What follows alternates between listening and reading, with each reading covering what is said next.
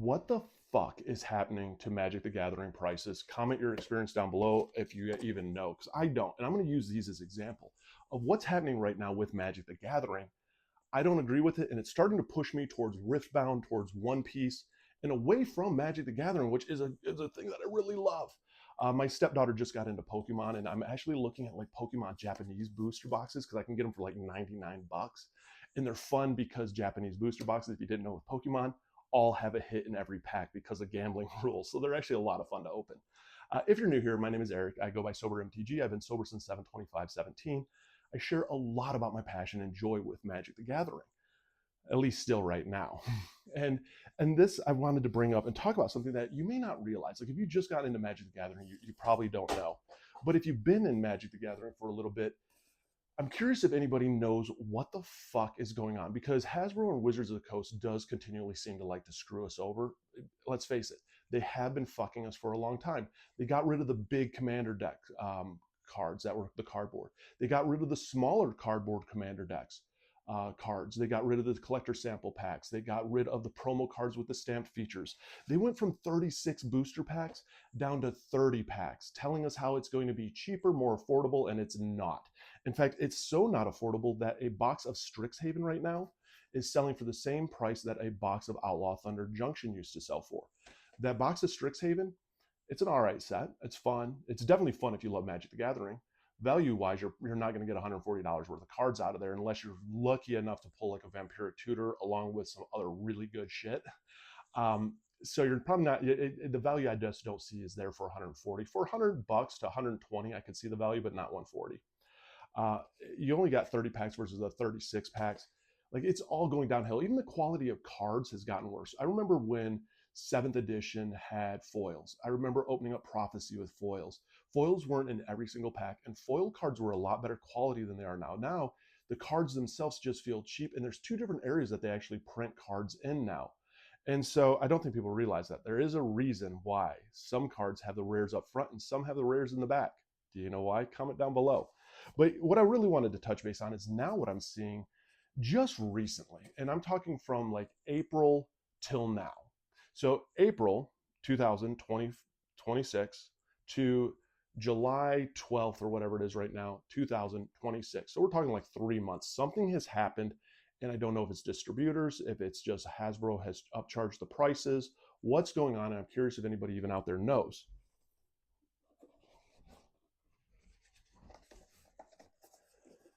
And here is what I mean by what the fuck is going on. Outlaw Thunder Junction, is this still being reprinted or is this done? Now, this is the year of cards that will eventually see the reprints now stop. Lost Caverns just stopped. They're not going to reprint anymore. You're seeing those boxes go up. In April, though, I could buy a box of Outlaw Thunder Junctions for 140 bucks. Now, 175 to 200 bucks all of a sudden. Doesn't make any sense to me. And of course, they never announce it when they stop. So the only thing I can at least assume with Outlaw Thunder Junctions is that they're not going to be printing anymore. It's done now. This one's kind of on the fence with me, if that makes sense. Now the weird thing is not only has this jumped, but also Modern Horizons 3 has jumped. And Modern Horizons 3, like they shouldn't be discontinuing almost that fast, but who knows? Maybe they are. Those two will get a little bit of a pass. The ones that don't necessarily though get a pass for me is now you're going Duskmourn. Duskmourn was in April. I bought a box of this for 140. I bought, by the way, in April, I bought a box of both of these, $140 each. Now I was looking at boxes of Duskmourn, 165. The prices of Duskmourn is up.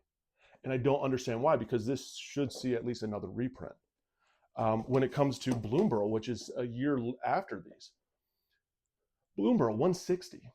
This should see a few more reprints still. But yet the box is more, and so I'm just curious of why that is, or if it's just LGS is trying to be scalpers. I don't know. That's why I'm saying comment your experience if you know.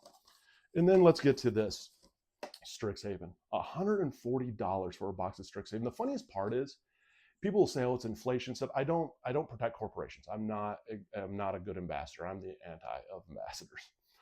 Hasbro has receiving record profits.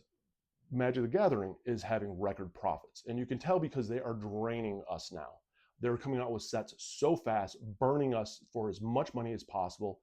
And there's a reasoning behind it. I think that they know that the economy and people do forecast that our economy is going to go to shit. So you might as well take everybody's money while you still can. And I think that's kind of actually what they're doing. Because when they came out with the 30 packs, remember how they told us in these 30 packs that these were going to be cheaper than the 36 packs? And it was a better value for us with the same pulls? Well, it's not. And here in April, the reason I was buying Dustmorn in April was I could buy Dustmorn for the same price as I could buy Strixhaven for.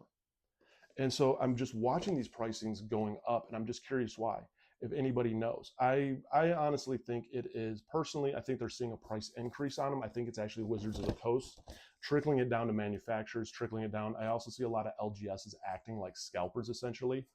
I did even promote Stomping Grounds for a little bit. Stomping Grounds is actually no better than any of the other LGSs I'm seeing. If you want to buy good deals on booster boxes, you really have to hunt for them. The one thing I would suggest is definitely like eBay. eBay is the best competitive market right now for booster boxes. Just make sure you're doing your research on who you buy from. The one thing also that I've noticed too is when it comes to buying from LGSs and their websites, they're going to get away charging what they want to charge. I have not found a LGS now out there essentially that is beating some of the prices that I do find on eBay for legit product. So if you are budget oriented like I am, eBay is the place to go. And I'll even do a video on how to detect scams on eBay because there's a lot of scams out there. But the one thing is you're noticing that prices are going up. I think that Magic the Gathering is going to truly see its crash coming up soon. And the reason I think it's going to see its crash coming up soon is you can't maintain this speed of product. You can't maintain this speed of pricing. You're taking away stuff. Like your dollar is going so much less, and you have better competition out there. You have Riftbound out there, which is taking a lot of players away from Magic. You have a lot of One Piece, for example, and these are fun games, great artwork, quality cards. Magic the Gathering is going to get left in the dust pretty soon, is what my thing is. I think it will always kind of be there, but I think the golden era of this is done, and you're just going to see it burn itself to the ground. I'm curious what your thoughts are. I will say what I have done for myself, because people are like, oh, don't support the machine. I buy a lot of proxies now, and they're very good proxies. I'm talking like they look like real thing proxies, and I let everyone know they're not legit. The other thing that I do is, so I buy a lot of proxies. I buy a lot of singles. I also have started looking into Riftbound and playing some Riftbound. And also my stepdaughter got back into Pokemon. My son refired up his thing about Pokemon. So now we're all into Pokemon again. So I'm seeing a shift even in my joy towards Pokemon all of a sudden, because it's a family thing. It's a fun thing for us. So I am curious though, what are your thoughts? Why are pricing going up? Comment down below. Hit the like and follow button if you haven't followed my channel. I try to share the reality and my take on Magic the Gathering, and especially what's currently happening with Magic the Gathering, because it went through so many changes. I'd love to know your thoughts. Comment down below.